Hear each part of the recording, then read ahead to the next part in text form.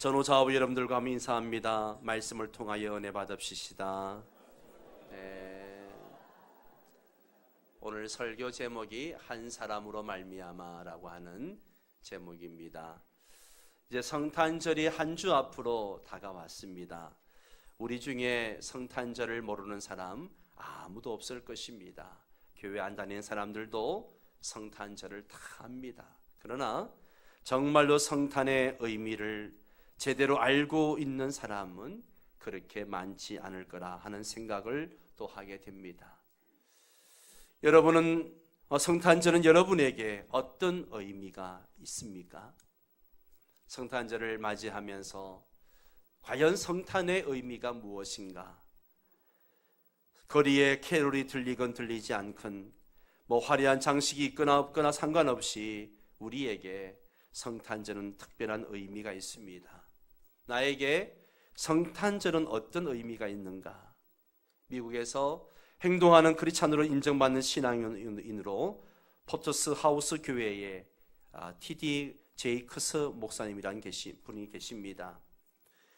이분이 주 안에서 나를 세워라 담대한 믿음이라는 책을 쓰게 됐는데, 이 책을 쓸 때 영감을 어디에서 받았는가 하면 삭개오를 통해서 영감을 받고 이 책을 쓰게 되었습니다.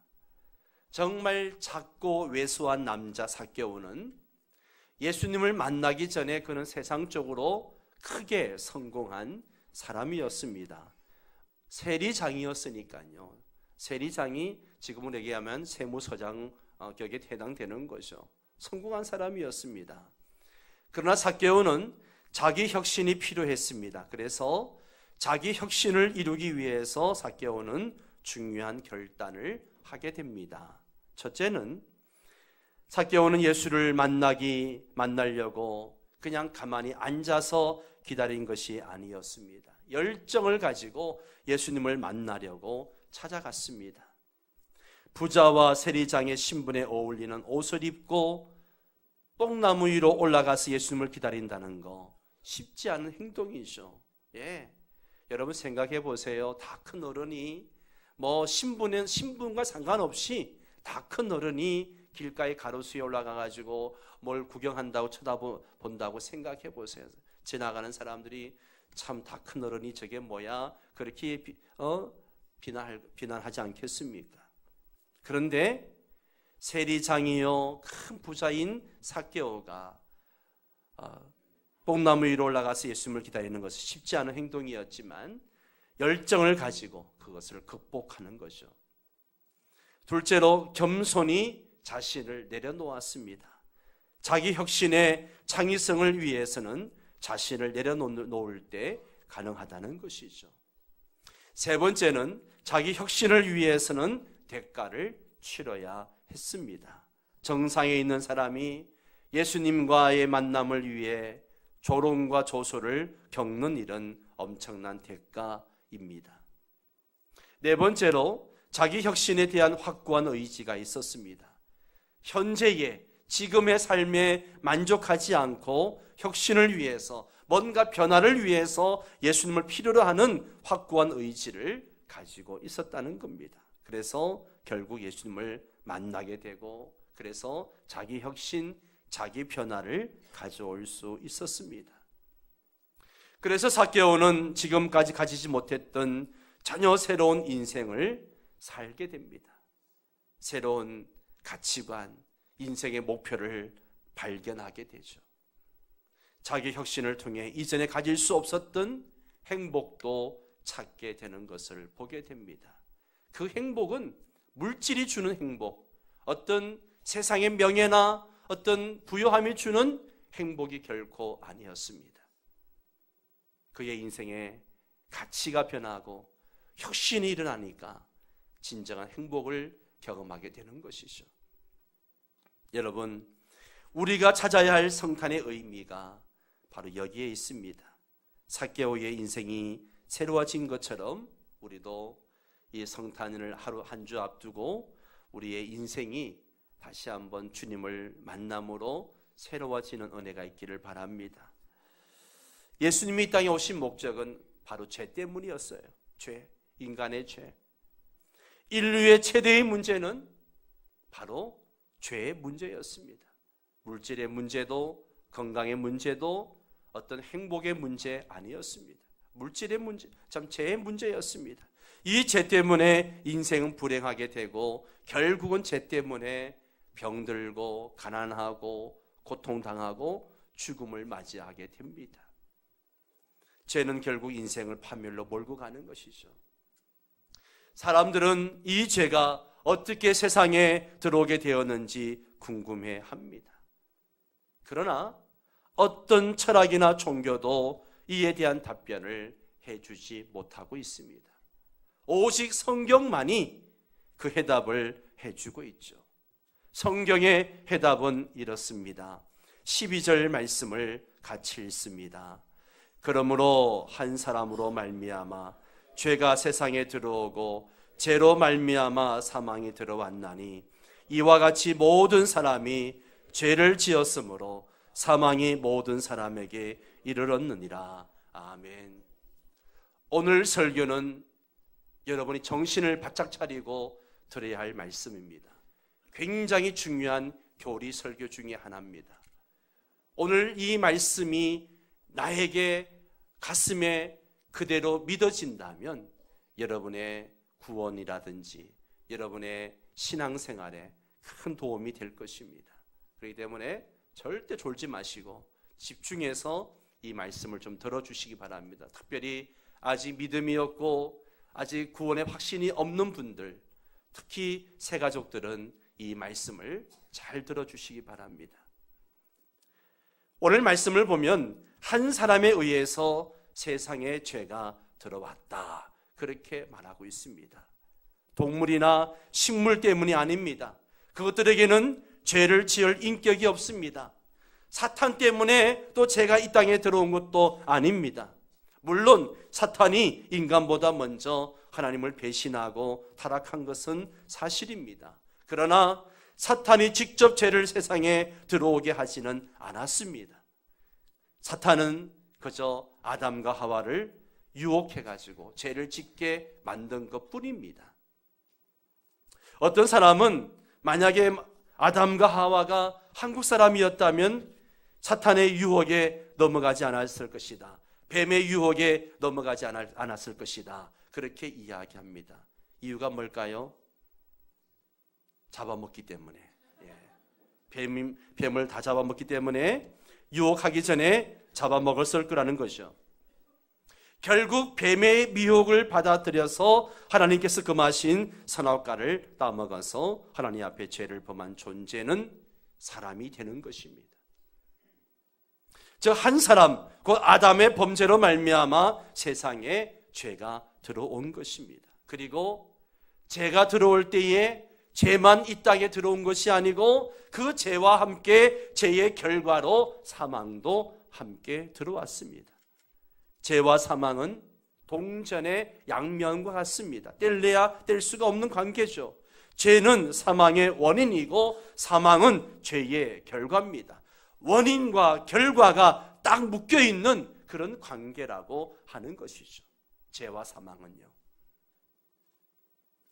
그렇다면 왜 사도 바울이 세상 죄와 그리고 사망의 기원자가 사람이라, 인간이라 그렇게 강조하는 이유가 무엇일까요? 다시 한번 우리는 성탄절을 앞두고 왜 이 땅에 예수님이 오셔야만 했는지 그 이유를 생각해 보려고 하는 거예요.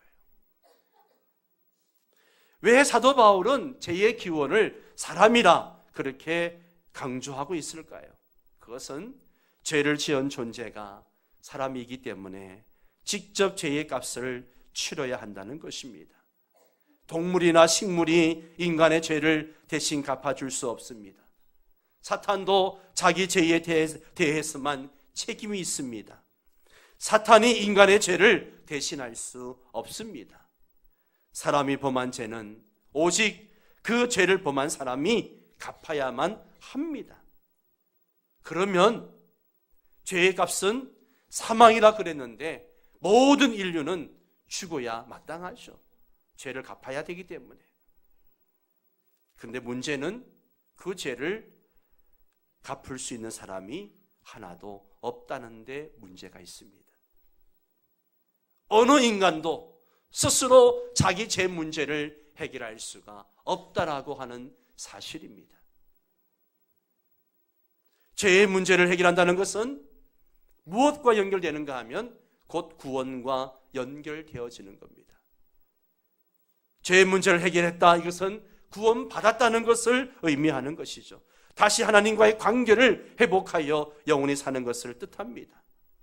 그런데 인간 스스로는 여기에 도달할 수 있다 없다? 없다는 겁니다. 바로 여기에 하나님의 아들이 인간으로 이 땅에 오셔서 십자가의 대속을 해주신 이유가 여기에 있는 것이죠. 인간이 해결할 수 없기 때문에. 사랑하는 성도 여러분, 그렇습니다. 죄는 사람에 의해서 발생한 것이기에 사람이 갚아야 합니다. 그러나 사람은 그럴 능력이 없습니다. 그래서 하나님께서 당신의 외아들을 보내주셔서 우리 인간의 죄의 값을 대신 갚게 해 주신 겁니다. 그러나 또 어떤 사람들은 이렇게 말할지 모르겠습니다. 도대체 아담이 지은 죄를 왜 나에게 연관시키느냐? 아담의 죄와 나와 무슨 상관이 있느냐? 그렇게 말할 수도 있습니다. 그러나 그렇지 않습니다. 상관이 있어요. 12절 말씀을 다시 한번 읽겠습니다. 그러므로 한 사람으로 말미암아 죄가 세상에 이와 같이 모든 사람이 죄를 지었으므로 사망이 모든 사람에게 이르느니라. 아멘. 세상 사람들은 죽었다 깨나도 이 말씀을 이해하지 못합니다. 아무리 공부를 많이 한 사람이라도 도무지 이 말씀을 이해 못합니다. 왜 교회에서는 자기들을 죄인 취급하느냐? 그렇게 이야기하면서 기분 나빠합니다. 우리가 전도할 때 당신은 죄인입니다. 그러니까 예수를 믿어야 됩니다. 그러면 굉장히 기분 나빠하죠. 성도들 가운데에서도 왜 아담 한 사람의 범한 죄를 모든 사람의 죄로 뒤집어 씌우느냐? 그렇게 반문을 하는 사람도 있습니다. 여러분, 아담은 전 인류의 대표입니다. 대표. 아담의 범죄는 아담 한 사람으로 끝나지 않습니다. 이것을 신학적으로 대표의 원리라고 합니다. 어제 한국과 일본의 동아시아컵 결승전이 있었죠? 누가 이겼어요? 누가 이겼어요? 한국이 이겼잖아요. 김신욱이가 두 골을 넣었는데, 김신욱이가 이겼다고 말하지 않고 왜 한국이 이겼다고 이야기하죠? 한국을 대표하니까. 그래서 한국이 이겼다, 대한민국이 이겼다, 그렇게 이야기하는 거죠. 이게 대표의 원리입니다. 아담으로 인해서 죄가 세상에 들어왔고 이 죄가 모든 사람에게 전가되었습니다. 아담 이후로 태어나는 모든 사람은 다 원죄를 가지고 태어나는 것입니다. 죄의 죄성이 사람에게 있는 거예요. 이제 모든 인간은 죄와 사망의 법에서 벗어날 수 없는 존재가 되었습니다. 14절을 봅니다. 14절을 같이 읽습니다. 그러나 아담으로부터 모세까지 아담의 범죄와 같은 죄를 짓지 아니한 자들까지도 사망이 왕노릇하였나니 아담은 오실 자의 모형이라. 아담 이후 모든 인간은 이 죄와 사망의 법에서 벗어날 수 있다 없다? 없다. 사망이 왕노릇한다는 거예요. 이 말씀은 어떤 사람도 죽음을 피해갈 수 없다는 겁니다. 어느 누구도 죽음의 권세 앞에 굴복하지 않는 사람이 없습니다. 어떤 권세 있는 자도 어떤 돈 많은 부자도 이 죽음의 문제를 피해갈 수 없어요. 이것이 사망이 온 세상에서 왕노릇하고 있음을 증명하는 것이죠. 심지어 아담에서부터 모세까지, 아담에서 모세까지 있는 사람들은 자기가 왜 죽는지조차 모르고 죽는 이들이 있었습니다. 하나님은 죄로 여기시지만 그들은 자신이 어떤 죄를 지어서 죽는지 알지 못하고 죽는 경우가 있었다는 거죠. 그래서 하나님은 자기 백성들이, 이 땅의 인류가 죄가 무엇인지 분명히 알기를 원하셨습니다. 그래서 13절에 보면 뭘 주십니까? 같이 읽을까요? 죄가 율법 있기 전에도 세상에 있었으나 율법이 없었을 때에는 죄를 죄로 여기지 아니하였느니라. 아멘. 사실 죄는 율법 있기 전에도 세상에 있었습니다. 창세기를 보면 그 사실을 얼마든지 입증할 수가 있죠. 하나님은 가인을 벌하셨습니다. 왜 벌하셨습니까? 가인이 동생 아벨을 쳐 죽였기 때문에 그렇습니다. 하나님은 노아 시대에 인류를 홍수로 심판하셨습니다. 왜 그렇습니까? 세상에 죄악이 관영했기 때문에. 왜 바벨탑을 무너뜨렸습니까? 왜 소돔 고모라 성을 심판하셨습니까? 모두가 인간의 죄 때문입니다. 죄 때문이에요. 그러면 이 모든 사건들은 율법 이전이었습니까? 아니면 율법 이후였습니까? 좀 더 쉽게 말해서 모세 이전입니까? 모세 이후입니까? 모세 이전입니다. 이 모든 사건들은 하나님이 모세를 통하여 율법을 주시기 전에 있었던 일들이에요. 이로보건대 율법이 있기 전에도 이 세상에는 죄가 있었다 없었다? 있었다는 거예요. 죄가 있었습니다. 그런데 사람들은 자신들이 죄를 짓는지조차 모르는 경우가 있었습니다. 율법이 있기 전에는 우리가 죄를 지으면서도 죄를 짓는다는 것을 깨닫지 못했습니다. 그래서 하나님은 율법을 통해 죄를 깨닫기를 원하셨습니다. 그래서 율법을 주신 거예요. 예를 들어 방에 먼지가 가득하지만 어두울 때는 먼지가 보입니까? 안 보입니까? 예? 여러분 집안에 먼지가 얼마나 많은지 아시죠? 그런데 평소에는 몰라요. 그러나 아침 햇살이 쫙 들어올 때 보면 세상에 이렇게 먼지 많은데 살고 있는지 몰랐다는 거죠. 율법이 하는 역할이 바로 그렇다는 거예요. 율법은 우리로 하여금 죄를 깨닫게 하는 역할을 합니다. 죄를 깨닫게 하는 역할을 해요. 하나님께서 우리들에게 율법을 주시고 난 뒤에 죄가 분명하게 드러나게 되었습니다. 우리가 하나님 앞에서 얼마나 큰 죄인인지를 비로소 알게 되었다는 것입니다. 한마디로 율법은 죄가 무엇인지 정확한 기준을 제시해 주는 거예요. 그래서 율법의 기준에 의해서 벗어났으면 죄가 되는 거죠. 그래서 20절에 이렇게 말씀하십니다. 20절 같이 읽습니다. 율법이 들어온 것은 범죄를 더하게 하려 함이라. 그러나 제가 더한 곳에 은혜가 더욱 넘쳤나니. 바이블 타임 하면서 이게 이해가 안 돼가지고 참 고민 많이 하시더라고요.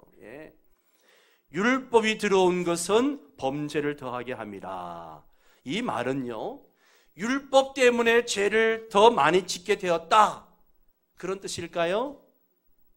그런 뜻이 아닙니다. 율법으로 인해서 인간의 범죄가 명백하게 드러났다는 거예요. 율법을 모를 때에는 죄를 똑같이 지었는데 그 죄가 그것이 죄인지를 몰랐는데 율법을 알고 나니까 이게 죄였구나. 그래서 죄가 명백하게 드러나게 되었다는 겁니다.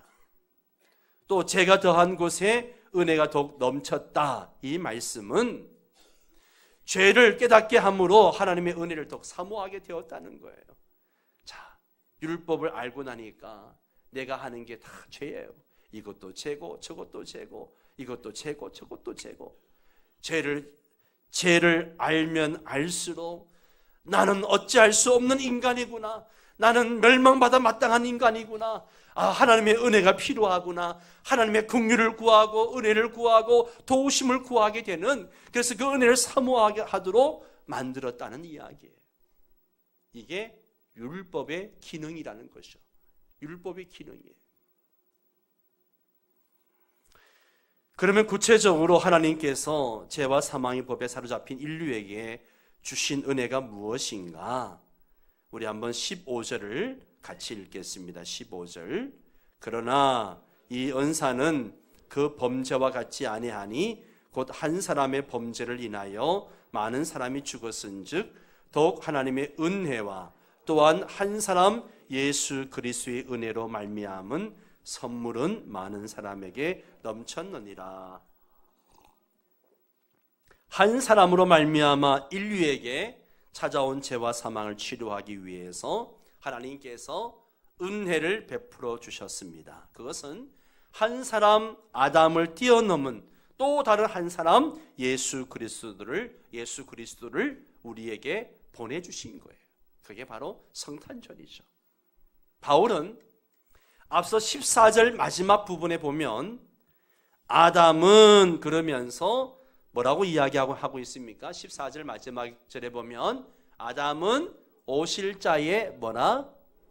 모형이라, 오실 자의 그림자라, 예표라, 이런 뜻이거든요. 예. 아담이 전 인류의 대표라는 점에서 그리스도의 모형이다, 예표다 라고 이야기하는 거예요. 예. 아담이 인류의 대표가 되었던 것처럼 그 아담이 그리스도의 그 대표성을 가진 모형이라는 거죠. 여기서 말하는 오실 자, 그러면 오실 자는 누군가? 바로 예수 그리스도를 얘기하는 거죠. 하나님의 아들 예수 그리스도, 높고 높은 보좌를 버리시고 낮고 낮은 이 땅에 오신 예수 그리스도. 아담은 예수 그리스도를 보여주는 하나의 예표요 모형입니다. 아담에게서 볼 수 있는 원리가 예수 그리스도에게도 그대로 적용이 된다는 겁니다. 그 원리가 뭐예요? 무슨 원리? 대표의 원리. 중요한 신학적인 용어예요. 대표의 원리. 아담이 인류를 대표했듯이 예수 그리스도가 우리를 대표한다는 거죠. 아담이 모든 인간을 대표하듯이 예수 그리스도도 그 안에서 거듭난 모든 사람들의 대표가 되는 겁니다. 아담 안에서 모든 인류가 죽은 것처럼 예수 그리스도 안에서 그를 믿는 모든 사람들이 새 생명을 얻게 되는 것입니다. 예수를 믿기만 하면 내 죄가 다 용서받고 주님이 십자가 죽으실 때에 내 죄를 다 짊어지시고 죽으셨기에 그 예수를 믿기만 하면 내 죄 문제가 해결되어지고 영생을 얻게 되는 줄 믿습니다. 특히 예수님께서 오셔서 선물을 넘치게 주셨습니다. 15절 중간에 보면 또한 한 사람 예수 그리스도의 은혜로 말미암은 선물은 많은 사람에게 넘쳤느니라. 예, 여기 넘쳤느니라는 원을 다 보면 막 넘치게 흐른다, 민물처럼 닥치는 홍수, 이런 의미를 가지고 있어요. 그냥 찰랑찰랑 넘칠까 말까 하는 정도가 아니고요, 그냥 막 민물처럼 닥치는 그런 홍수와 같이 넘쳐나는 걸 얘기하는 거예요. 하나님의 은혜, 하나님의 선물은 인간이 헤아릴 수 없을 만큼 넘친다는 것이죠. 그 구체적인 선물의 내용이 16절 이하에 설명이 되어 있습니다. 이것이 성탄절이 우리에게 주는 선물의 의미이기도 합니다. 첫 번째 선물은 뭐냐? 정죄함 대신 의롭다함을 주신 거죠. 따라서 합니다. 정죄함 대신 의롭다함을 주셨다. 이게 첫 번째 선물이에요. 정죄함 대신 의롭다함을 주셨다. 자, 16절을 보면요, 또 이 선물은 범죄한 한 사람으로 말미암은 것과 같이 아니하니 심판은 한 사람으로 말미암아 정죄에 이르렀으나 은사는 많은 범죄로 말미암아 의롭다 하심의 이름이니라. 18절도 보면 그런즉 한 범죄로 많은 사람이 정죄에 이른 것 같이 한 의로운 행위로 말미암아 많은 사람이 의롭다 하심을 받아 생명에 이르렀느니라. 자, 왜 정죄를 받는가? 결국 죄 문제를 해결하지 못했으니까 정죄를 받는 거예요. 심판을 받는 거예요. 심판을 받아서 결국은 지옥 갈 수밖에 없는 인생이 되어졌습니다. 그러나 예수님께서 오셔서 우리에게 주신 첫 번째 선물이 뭐냐? 이 정죄함 대신에 내가 너희를 위해서 십자가에 대신 못 박혀 죽었다. 나를 믿기만 하면 내 보혈이 너희의 모든 죄를 덮을 것이고 너희가 의롭다함을 얻을 것이다. 이것을 칭의라고 이야기를 하죠. 칭의. 의롭지 못하지만, 나는 의로운 어떤 존재가 되지 못하지만 예수님을 믿음으로 말미암아 예수님의 의가 나에게 인쳐진 거예요. 그래서 하나님이 우리를 보실 때에 나를 보시는 것이 아니고 내 안에 계신 예수님을 보시는 것이죠. 할렐루야. 두 번째 선물은 그동안은 사망이 왕노릇했지만 이제는 생명 안에서 우리가 왕노릇하게 되었다는 것이죠. 자, 17절을 같이 읽습니다.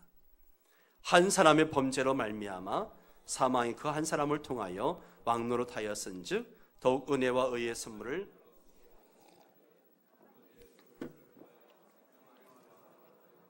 아멘. 자, 전에는 사망이 우리 안에서 왕노릇이 뭔가 하면 통치하고 지배하고 자기 마음대로 다스렸다는 이야기죠. 여러분, 사망처럼 강력한 지배자가 또 어디에 있을까요? 누가 사망을 벗어날 수 있을까요? 부자도, 가난한 사람도, 높은 사람도, 낮은 사람도 반드시 죽어야 합니다. 이제는 기대 수명까지 합쳐서 8, 90년을 산다라고 이야기하고 이제 100세 시대라고 이야기를 합니다. 그러나 100세를 살아도 사람은 죽습니다. 죽음을 극복할 수 없습니다. 인간은 죽음을 극복할 수 있는 존재가 아니에요. 네. 그러나 예수 그리스도를 믿으면 그 안에 예수의 생명이 있습니다. 생명 안에서 우리가 왕노릇하며 살게 됩니다. 죽음을 극복한다는 거죠. 죽음을 두려워하지 않습니다. 죽음의 지배를 받지 않습니다. 얼마 전에 우리 원로 목사님 장례를 치렀습니다마는 소천하시는 그날도 아침까지 식사하시고 가족들과 얘기하고 오후 4시경에 나팔 소리가 들린다. 주님이 나를 부르신다. 그러면서 가족들에게 찬양 불러달라고 그러고 그리고 주무시듯이 가셨어요. 여러분, 어떤 존재가 죽음 앞에서 이렇게 당당할 수 있을까요? 없어요. 예수를 믿는 자들만이 죽음 앞에서도 당당하고 오히려 할렐루야 두 손 들고 죽음을 맞이할 수 있는 거죠. 왜 그래요? 우리가 죽는 것이 아니기 때문에 우리에게는 부활의 생명이 있습니다. 이것보다 더 큰 자유함이 어디 있겠습니까? 여러분, 이제 우리는 예수 그리스도를 통해서 생명을 선물로 받았습니다. 소멸되는 생명이 아니라 영원히 지속되는 영생입니다. 21절 말씀을 보십시오. 같이 읽습니다. 이는 죄가 사망 안에서 왕노릇한 것 같이 은혜도 또한 의로 말미암아 왕노릇하여 우리 주 예수 그리스도로 말미암아 영생에 이르게 하려 함이라.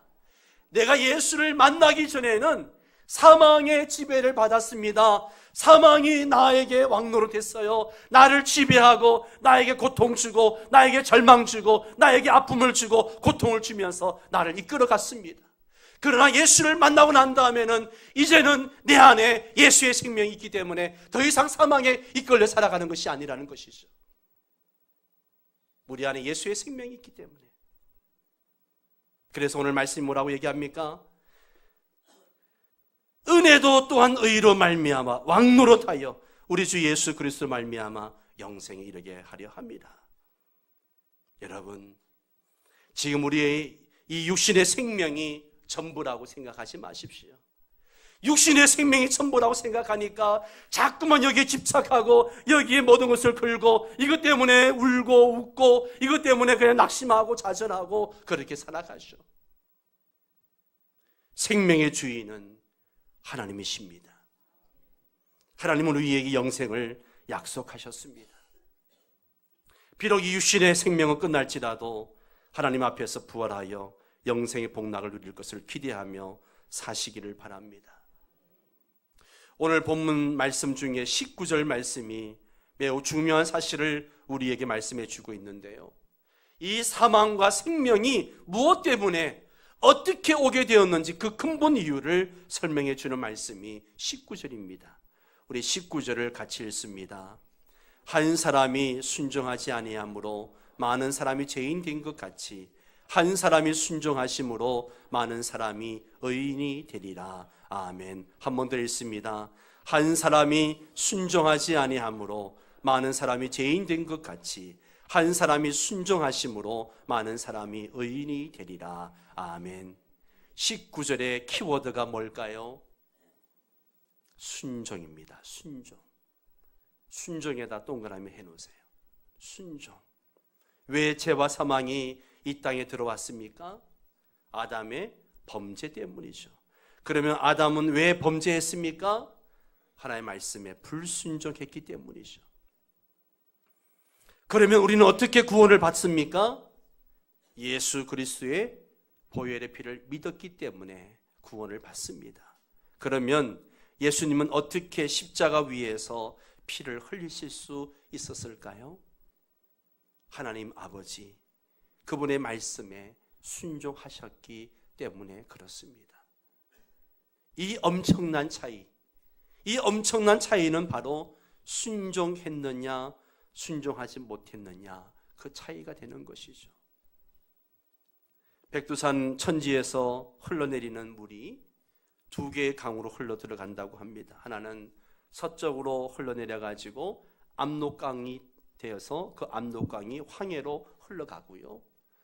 또 다른 오른쪽으로 흘러내리는 이 물은 두만강으로 흘러가서 동해로 들어갑니다. 똑같은 천지에 고여있는 물이 어느 쪽으로 흘러가느냐에 따라서 엄청난 차이가 나는 것이죠. 여러분, 타락과 구원, 사망과 생명의 차이는 하나입니다. 순종이냐 불순종이냐 차이입니다. 하나님은 오늘도 우리에게 순종을 요구하십니다. 순종을 요구하십니다. 선택은 우리의 몫입니다. 선택은 우리의 몫이에요. 우리 앞에 두 길이 놓였습니다. 한쪽은 사망입니다. 한쪽은 생명입니다. 사망에서 생명으로 옮길 수 있는 길은 한 가지밖에 없습니다. 오직 한 사람, 곧 예수 그리스도로 말미암아 의의 길, 생명의 길이 열렸습니다. 예수 그리스도의 생명, 예수 그리스도를 생명의 주로 영접하고 이제 그의 뒤를 따라 오직 하나님의 말씀에 철저히 순종하는 삶을 살아야 할 것입니다. 순종에는 대가가 지불되어져야 됩니다. 고통이 수반됩니다.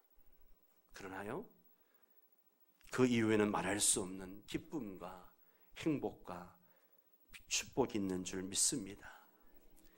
이제 저와 여러분, 죄와 사망의 법에 매인 종의 삶을 살지 말고 우리 주 예수 그리스도를 통하여 주시는 의의 생명의 법을 지배를 받아서 자유를 누리는 그런 삶을 살아갈 수 있게 되기를 바랍니다. 이게 다시 한번 성탄절을 맞이하면서 생각해 볼 주제이고 우리의 정체성에 대한 분명한 말씀이라고 저는 생각을 합니다. 한 사람으로 말미암아 우리에게 생명이 주어졌고 소망이 주어졌음을 기억하고 예수 그 이름을 함께 찬양하기를 원합니다. 다 함께 일어나셔서 예수 가장 그 이름 함께 찬양합니다.